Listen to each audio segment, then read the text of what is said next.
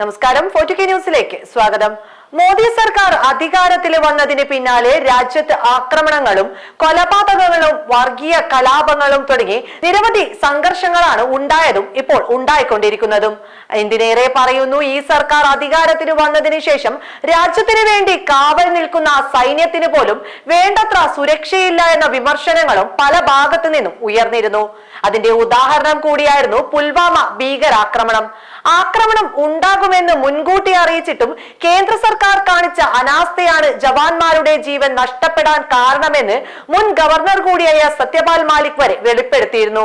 അങ്ങനെ രാജ്യത്തിന്റെ സുരക്ഷയിൽ പോലും BJP അലംഭാവം കാണിക്കുന്നു എന്ന് തെളിയിക്കുന്ന പല വാർത്തകളും പുറത്തു വന്നിരുന്നു.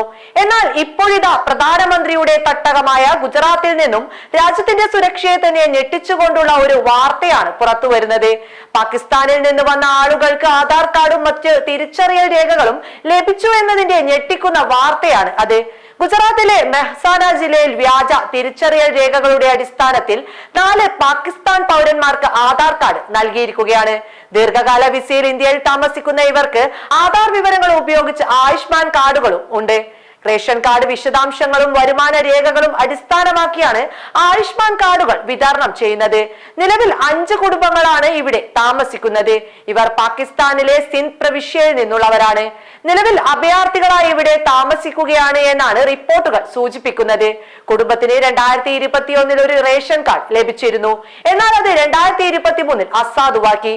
റേഷൻ കാർഡിന്റെ അടിസ്ഥാനത്തിലാണ് ആധാർ കാർഡുകൾ നൽകിയത്. കുടുംബത്തിലെ 4 പേർക്ക് ആയുഷ്മാൻ കാർഡ് നൽകിയെന്ന റിപ്പോർട്ടുകളും പുറത്തു വരുന്നുണ്ട്.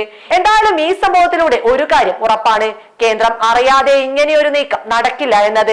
കാരണം ഇത് മറ്റെവിടെയുമല്ല നടന്നത്, മോദിയുടെ സ്വന്തം തട്ടകമായ ഗുജറാത്തിൽ തന്നെയാണ് എന്നത് മറ്റൊരു കാര്യമാണ്. അതുകൊണ്ട് തന്നെ സർക്കാരും ഇതിൽ പ്രതിക്കൂട്ടിൽ തന്നെയാണ്. ഇതിനെതിരെ അന്വേഷണം നടക്കുന്നുണ്ട് എന്ന റിപ്പോർട്ടുകളും ഏറ്റവും പുതുതായി പുറത്തു വരുന്നുണ്ട്. അന്വേഷണം കൃത്യമായ പാതയിലൂടെ നടന്നിട്ടുണ്ടെങ്കിൽ ഇതിന് പിന്നിലെ യഥാർത്ഥ വസ്തുത പുറത്തു വരിക തന്നെ ചെയ്യും. രാജ്യത്തിന്റെ സുരക്ഷയെ പോലും ഭീഷണിയിലാക്കുന്ന ഒരു സംഭവമാണ് ഇത് എന്ന കാര്യത്തിൽ തർക്കമില്ല.